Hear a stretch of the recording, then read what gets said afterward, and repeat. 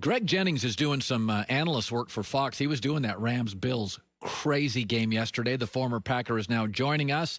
Brought to you by Mercedes-Benz, the best or nothing, a decade in the NFL, a Super Bowl, a second-round pick, and multiple Pro Bowls. I'll get to the Rams-Bills in a second because it was crazy. But I want to touch on Green Bay. I think they're really dialed in, Greg. I do wonder this, though.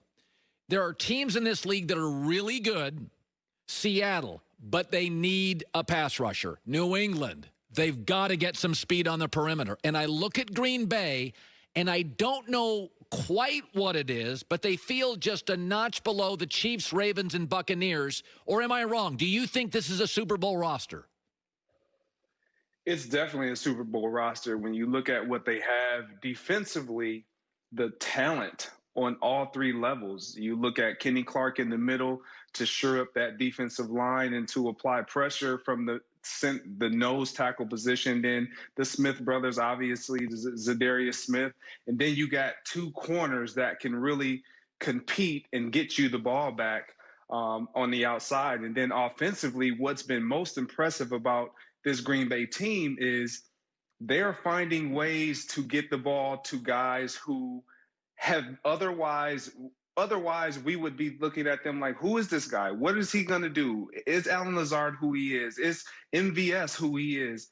They proved it last night that they can win without just solely relying on Aaron Rodgers, Aaron Jones, and Devontae Adams, and other guys stepped up and made big plays, which allows you to have deep runs as a playoff team. Yeah, they're fun to watch. I'll tell you that. They are fun to watch. So I'm watching Dallas yesterday, and I said to start my show, I said, I rarely go to a five-star restaurant, but I go to a lot of 3- and 4-star restaurants, and I always go back. And I rarely go to the movie that wins the Oscar, but I go to a lot of good movies, and I watch Dallas, and I'm like, they're a good football team. They're not great. This isn't 5-star. They're not good enough defensively. Their offensive line now is kind of makeshift.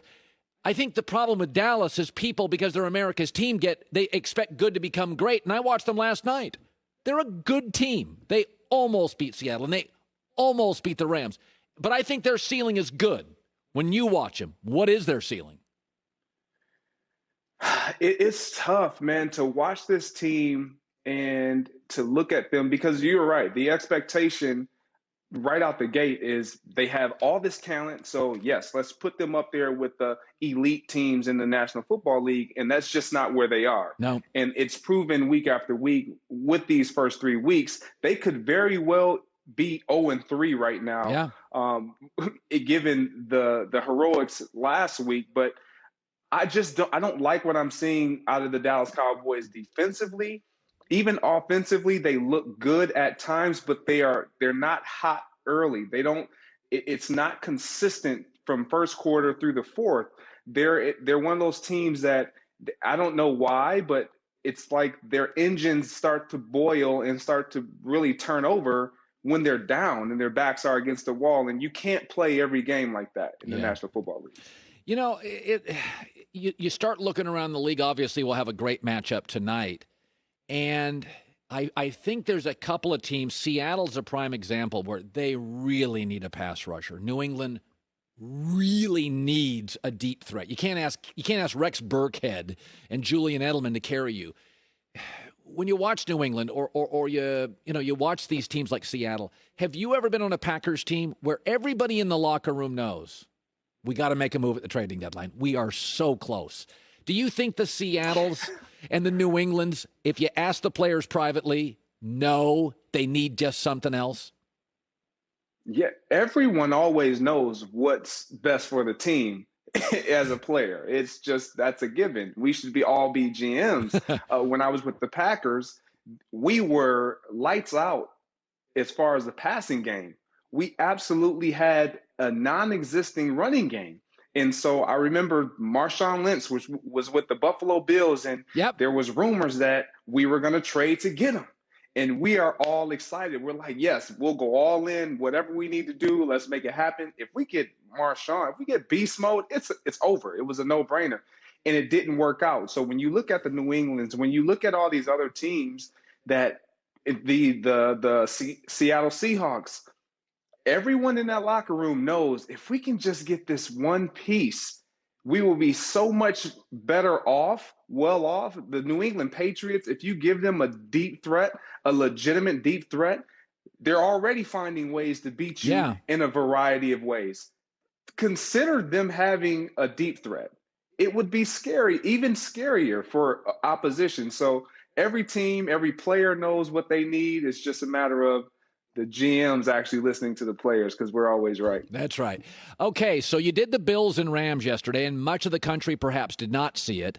But Buffalo is one of those teams that there's so much I like about them, but I've seen them against Miami and the Rams leave a lot of points on the field. Kind of your overall takeaway is Buffalo and the Rams, because those are two teams now that I think we know they're good. They've got all sorts of Pro Bowlers. We know they're good.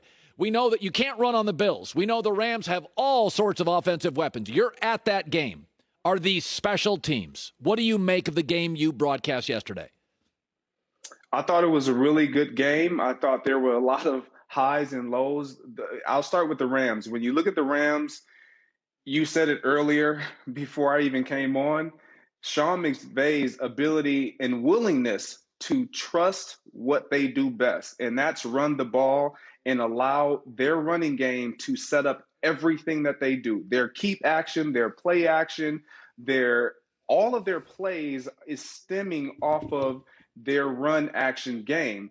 And if they can't establish the run, then none of what they have planned works.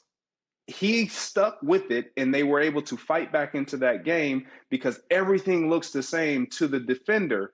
Now, on the flip side, when you look at the Buffalo Bills, I honestly like everything about this team. They didn't show well in the second half. They showed a little lax, but Josh Allen has taken a step in the right direction. Oh, yeah. They are a well-coached team. Sean McDermott has a sound football team. They're not highly penalized. They put their players in positions to be successful as individuals and collectively as units.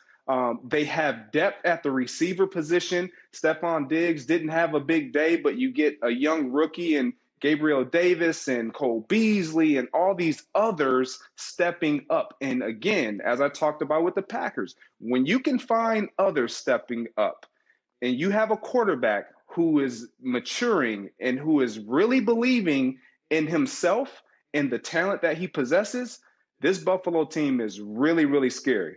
Yeah, it's like he reminds me a lot of Big Ben. It's a cold weather city. November and December, you're going to play in crappy, windy, cold weather, and Josh Allen and Big Ben are huge. Mitch Trubisky in Chicago doesn't work. He's a weak-armed quarterback. When you go to these cold weather cities, these Baltimores and Pittsburghs and Buffaloes and Green Bay, there's a reason Favre and Aaron Rodgers are successful. You got to be able to throw it through wind.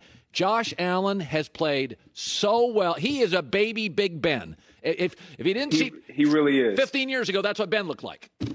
He really is, and what makes him even more scary, even scarier than Big Ben, is his ability to actually run. He is his willingness to run. Like, he eludes tackles, he sheds tackles, and then he doesn't shy away from being tackled. So you have a very confident quarterback that believes in the pieces around him and believes in the scheme that he's in and ultimately believes in himself. Great stuff. Greg Jennings, 10 years in the NFL, couple of Pro Bowls and a Super Bowl ring too. Fox Sports NFL analyst. Doing a great job, by the way, on the games, Greg. Thanks for stopping by our show. Appreciate it, Colin. Hi, everybody. Thanks for watching. Subscribe here to get the latest from the show. Also, be sure to check out more of the best clips from The Herd or go watch a few segments from other shows on FS1.